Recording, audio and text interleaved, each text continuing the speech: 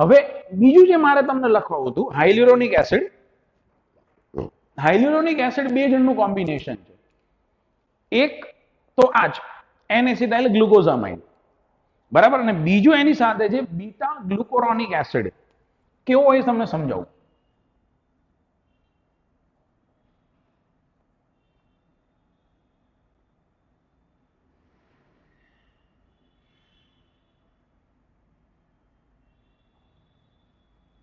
Beta glucuronic acid.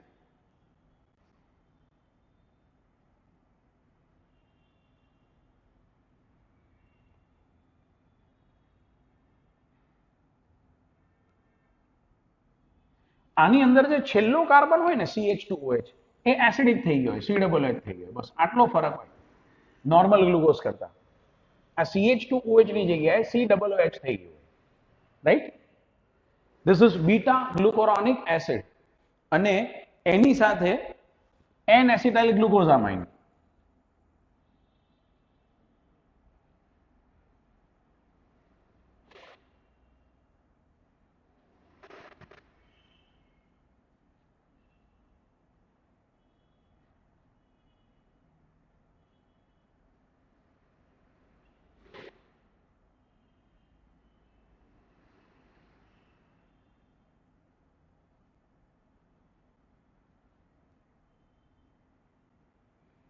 તો આ છે એન એસિટાઇલ ગ્લુકોઝામાઇન અને પેલો છે બીટા ગ્લુકોરોનિક એસિડ અને એ બંને વચ્ચે બંધ બનાવવાનો છે, રાઈટ.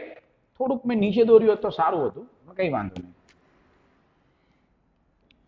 આનો OH માઇનસ જાય અને આનો ત્રીજા કાર્બનમાંથી H પ્લસ જાય, રાઈટ. એટલે હું કહું થોડુંક ઊંચું દોરી નાખું. આમાં છે ને થોડીક લખવામાં સમજવામાં બાળકોને ભૂલ થશે. પેલા બંધ બનાવી દો, પછી જગ્યા થાય ને એનું સેટિંગ કરો. આની સાથે જોડાય, ખ્યાલ આવે, ત્રીજા કાર્બન સાથે.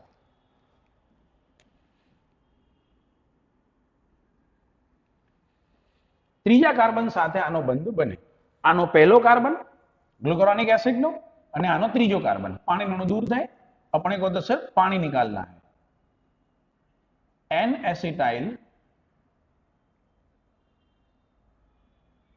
ग्लूकोजामाइन. बस હવે આ પ્રક્રિયા ચાલતી રહેશે. હવે આનો પહેલો કાર્બન એના પછી ગ્લુકોરોનિક એસિડના ચોથા કાર્બન સાથે બંધ બનાવશે. ખબર પડી ને? આ બીટા ગ્લુ આ બસ આ જોડકું રિપીટ થઈ રાખશે. एक ग्लूकोरोनिक एसिड एक ग्लूकोजामाइन, एक ग्लूकोरोनिक एसिड एक ग्लूकोजामाइन एंड सो ऑन. बराबर. दर वखते आनो पहलो कार्बन અને આનો ચોથો કાર્બન બંધ બનાવી રાખશે. એટલે હું અહીંયા આમ ઓક્સિજન રિંગ બતાવી દઉં છું. એવી રીતે આને અહીંયા બંધ બનાવ્યો છે એની પછીના ગ્લુકોરોનિક એસિડ સાથે, રાઈટ. આના એન અણુ હોય એટલે આ થયું હાઇલ્યુરોનિક એસિડ. આ એટલા માટે સમજાયું તમને કે અંડકોષ જે હોય ને, માદા અંડકોષ, એની આસપાસ આ સૌથી મહત્વનું પડ છે હાઇલ્યુરોનિક એસિડ. અને એ પડ છે ને એ તોડીને શુક્રકોષ અંદર એન્ટ્રી લે. ઓકે, તો એને તોડવા માટે હાઇલ્યુરોનિડેઝ આ એક ઉત્સેચક છે, એ મનુષ્યના શુક્રકોષમાં કમ્પલસરી હોવો જોઈએ. જો એ ના હોય ને તો એની પ્રોસેસ થાય નહીં. ઓકે.